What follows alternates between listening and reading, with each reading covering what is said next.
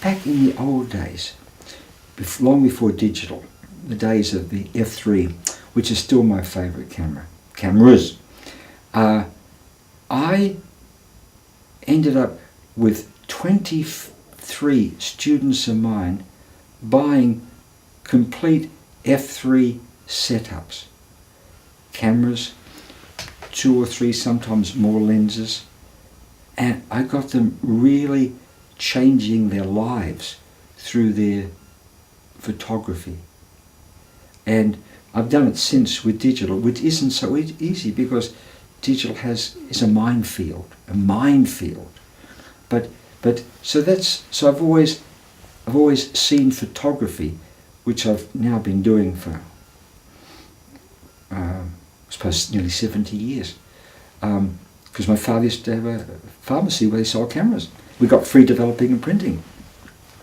And so to me it's always been a sort of healing, that photography is to me a healing endeavour. And the only purpose, photography has many purposes, many purposes, for information, for this, for documentation. But to me, its purpose is to be healing for the self, for the camera, for the subject, and then for the later viewer. And there's this. I just remember, we're up in Derby, this little town, and we spent a night there. And the one morning, I'm out early with Susan, and I see this beautiful tree. It turns out to be an African mahogany tree. And so I start to take some pictures. We go away, we come back, and they're cutting the bloody thing down. They're cutting it, castrating it to death, because the owner wants, for some godforsaken reason. And so I took some more pictures of this castrated tree. Now, every branch cut off is just limbs hanging there, castrated, dead. We come back the next morning, and there's little tiny leaves starting to grow. And I thought about at Canberra, at the crematorium here, right outside the main sort of prayer area, there's obviously dead gum tree. That I've taken pictures there for 2-3 years, maybe more. Just dead, everything cut off, just this dead I go there just recently, and up near the top, there's a little tiny leaf just appearing. I think it's just fantastic. Anyhow, now I've got to tell you, and the man said, I said, "What are you cutting down?" He said, "The owner wants the tree cut down." I said, "That's strange. I didn't hear a word from God." So photography to me has always been this intimate relationship. Now, one of the relationship problems that I see, which is a very common problem, is what I call the fusion problem. When you become one with your wife, one with the other, one with the subject that you're photographing, one with the camera that you're using, one with the paints, one with the paper, whatever it may be. One. There's union. We are one. And something is created which is like two pieces of wire.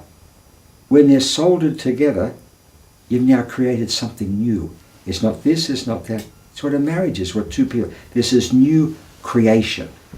And the difficulty with that relates a lot to childhood disturbance, which is another whole story.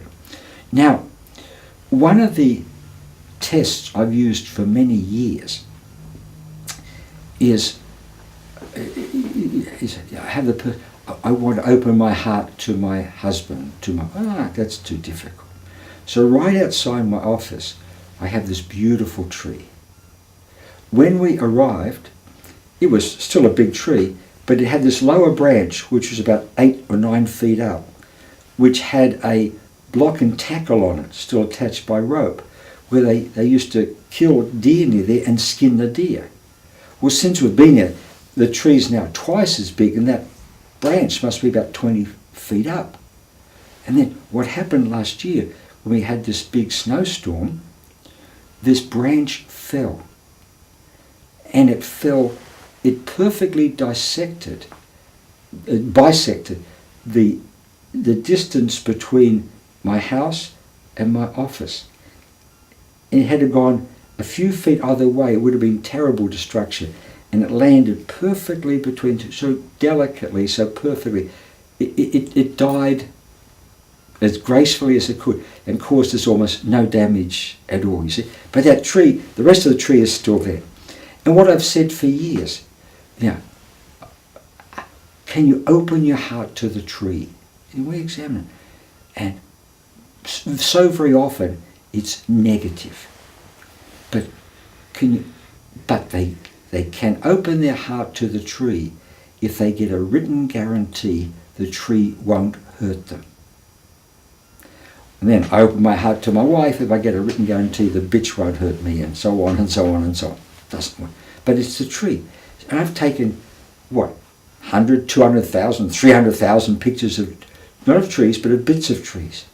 And every one I'm relating to. Everyone, it's me and the camera as one, fusing with the tree, and then hoping that the viewer will fuse with us. You see?